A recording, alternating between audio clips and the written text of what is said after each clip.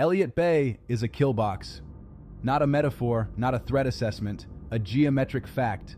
The waterfront runs west, the water is open, the continental shelf drops away, and right now, in the deep water beyond your radar's horizon, something is already moving toward you at low altitude below the curvature of this planet, and you have no idea it exists.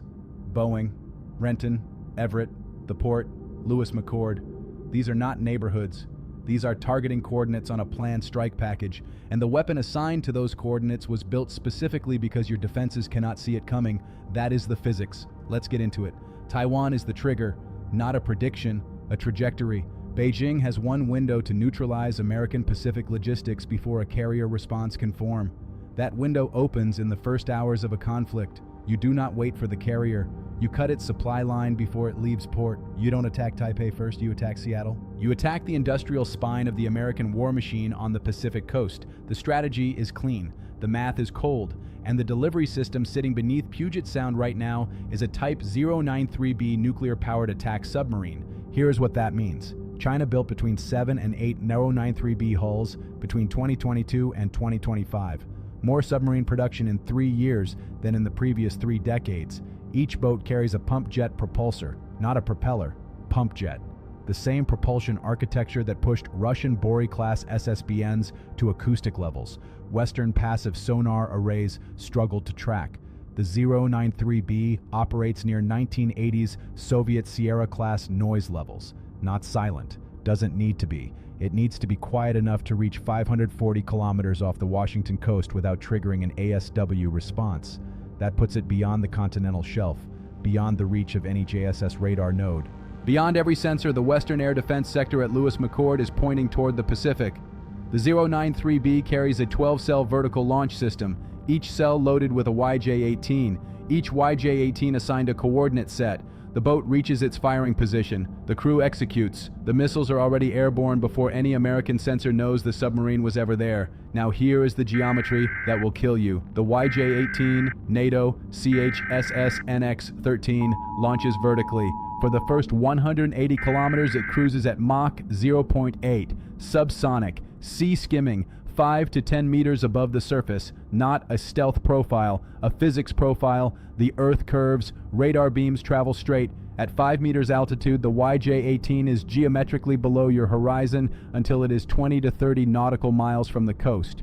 At Mach 0.8, that is roughly 90 seconds of detection window. 90 seconds. Write that down. It doesn't end there. At 40 kilometers out, the turbojet sustainer drops away. Solid fuel rocket ignites. The missile goes to Mach 3, 3,700 kilometers per hour. From 40 kilometers at that speed, 39 seconds to impact. The ARSR-4 long-range radar nodes in NORAD's Joint Surveillance System are optimized for aircraft at altitude and high-arc ballistic trajectories. A sea-skimming object the diameter of a telephone pole accelerating through a low-altitude radar shadow in its terminal phase is not what those systems were built for. Your own NORAD commander said it publicly. The North Warning System was a solid fence. Against a low-altitude cruise missile today, a picket fence. The YJ-18 was engineered by people who read that statement and called it an invitation. Now I'm going to translate these numbers into your street. 300 kilograms of high-explosive warhead. Mach 3 terminal velocity.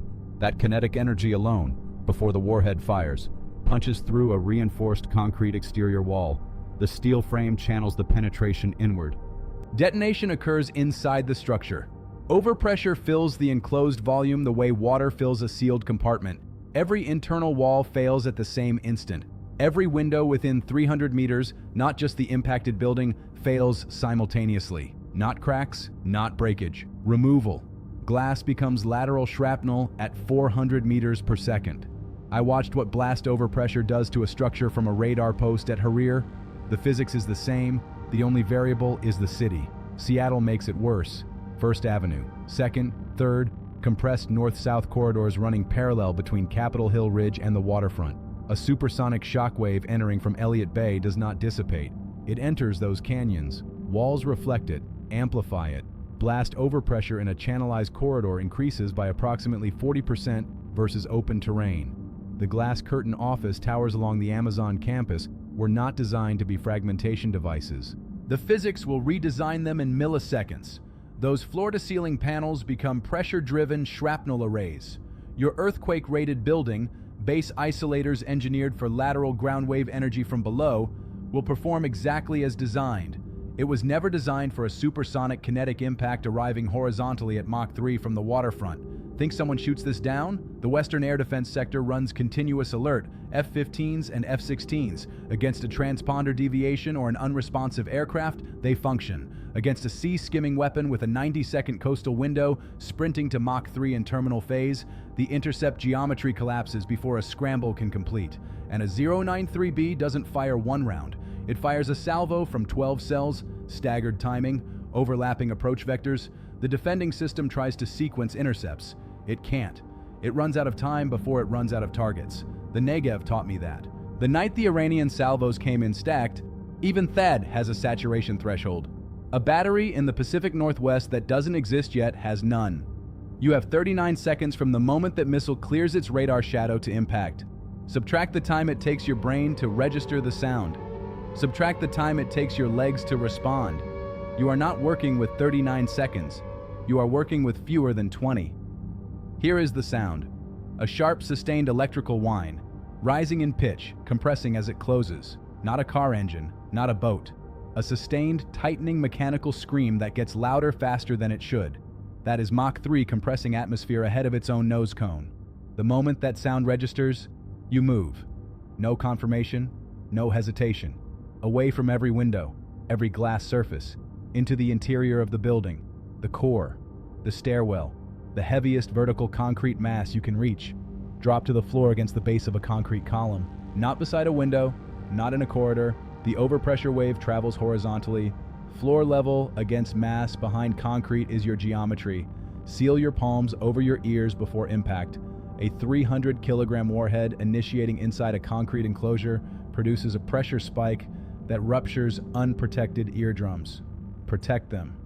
The difference between sealed and unsealed is the difference between mobile and not. Phase 2 begins when the structural noise stops. Seattle's natural gas distribution network is old lateral piping running under terrain that liquefies under seismic load. A Mach 3 ground impact produces shock loading equivalent to a significant local seismic event. Those gas mains fracture. Fires start simultaneously across multiple blocks. They will not be isolated. Emergency services are already overwhelmed with mass casualty triage at the impact site. The fires spread unchecked. I-5 runs through the primary strike corridor, gridlocked within minutes. Structurally compromised within hours. Do not go near I-5. Now, the bridge problem. SR-520 and I-90 both cross Lake Washington. Both are large, fixed, high-value infrastructure targets. A second strike salvo will include them. Do not use either bridge. Do not queue for either bridge. A parking lot on a span above open water is where you die in a follow-on strike. Your extraction moves around the lake, not across it. Two options. Both avoid bridges. Both require moving before the second salvo. North route, surface streets north. Aurora Avenue N, SR-99. Through Northgate, Lake City, Kenmore. You are now at the north tip of Lake Washington. No bridge required. Continue east to Bothell. Then US 2 toward Monroe, Sultan, and the Western Cascades. You have cleared every strategic target vector without crossing a single span of water. South route, surface streets south through Sodo and Georgetown. Down to Renton, the southern tip of Lake Washington. No bridge. The lake ends there. Then SR-169 east toward Maple Valley, into the foothills, into distance. Both routes put you in the Cascades, not as a destination, as separation. Every mile from Elliott Bay increases your survivability margin against follow-on targeting. The fires behind you will be visible from the foothills for days. If traffic ceases completely, and it will, both routes are walkable. Renton is 11 miles south on surface streets. Kenmore is 12 miles north. Neither requires a bridge. Neither requires a freeway. Both require moving before the second wave arrives. You have a window between salvos. It is not a long window. Carry water. Carry a charged battery bank.